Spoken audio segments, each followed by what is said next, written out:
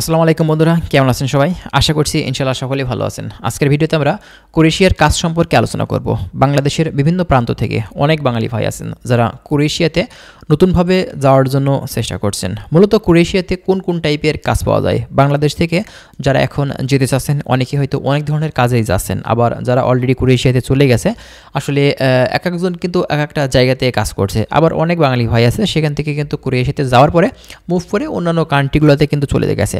তো যারা মূলত ক্রোয়েশিয়াতে যাচ্ছে বা ক্রোয়েশিয়াতে মূলত যারা আছে আসলে কী ধরনের কাজ তারা করে থাকে, কোন কোন টাইপের কাজ পাওয়া যায় সেটা নিয়ে আজকে আমরা কথা বলবো। অবশ্যই ভিডিওটি না টেনে আপনারা শেষ পর্যন্ত দেখবেন, তাহলে অনেক ধরনের গুরুত্বপূর্ণ তথ্য আজকের এই ভিডিও থেকে আপনারা কিন্তু পেয়ে যাবেন।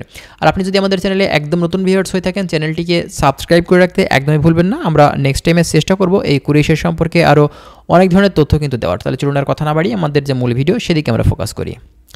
আচ্ছা, ক্রোয়েশিয়া ইউরোপের শেনজেন কান্ট্রি। ক্রোয়েশিয়া 2023 সালের জানুয়ারি থেকে কিন্তু এই দেশটি শেনজেনের আওতাধীন হয়েছে। তো এখন যতটুকু দেখা যাচ্ছে বাংলাদেশ থেকে বিভিন্ন এজেন্সি এখন ক্রোয়েশিয়া নিয়ে কাজ করছে। বাংলাদেশের বিভিন্ন প্রান্ত থেকে অনেক বাঙালি ভাই কিন্তু ক্রোয়েশিয়ার দেশটিতে বিগত দিনগুলো থেকে আমরা দেখে আসছি কিন্তু অনেকেই যাওয়ার জন্য চেষ্টা করে যাচ্ছেন। অনেকে ভিসা পেয়েছেন ইন্ডিয়াতে গিয়ে বা নেপালে গিয়ে, আবার অনেকে কিন্তু পাননি। তো ভাই এক্ষেত্রে বলা যায় যদি আপনার নসিবে থাকে অবশ্যই কিন্তু আপনি ক্রোয়েশিয়াতে যেতে পারবেন। তবে কথা হচ্ছে ভাই এখানে 100% গ্যারান্টি দেওয়া যাবে না যে আপনার ক্রোয়েশিয়ার ভিসাটা 100% হবেই হবে, ঠিক আছে?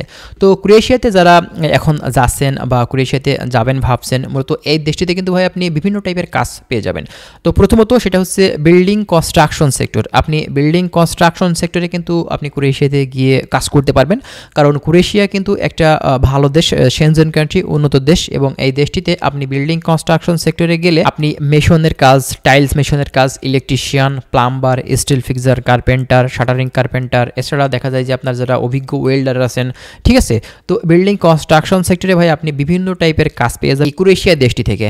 এবং আপনি হোটেল, রেস্টুরেন্ট, তাছাড়া আপনি এগ্রিকালচার সেক্টরেও কিন্তু সুযোগ পাবেন এই ক্রোয়েশিয়া দেশটিতে কাজ করা। এছাড়া বিভিন্ন ধরনের ফ্যাক্টরি, ওয়্যার হাউস, আপনার ফুড প্যাকেজিং, ফুড প্রসেসিং, বিভিন্ন টাইপের কাজ কিন্তু ভাই এই ক্রোয়েশিয়া দেশটিতে আছে। এখন ভাই এক একটা এজেন্সি আপনার এক একটা কাজ নিয়ে আসলে তারা শ্রমিক পাঠিয়ে থাকে।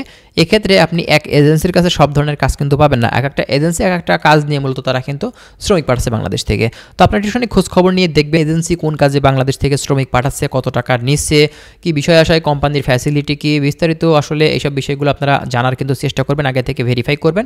পরবর্তীতে আপনার কাজ হবে আপনি তাদেরকে টাকা পয়সাগুলো দেওয়ার, ঠিক আছে, বা ডকুমেন্টসগুলো দেওয়ার, মানে আপনি ভেরিফাই করবেন আগে থেকে, তারপরেই কিন্তু আপনারা টাকা পয়সাগুলো বা ডকুমেন্টসগুলো দিবেন। অন্যথায় ভবিষ্যতে যদি তাদের কথা কাজে মিল না থাকে এক্ষেত্রে আপনি কিন্তু সমস্যাতে পড়তে পারেন।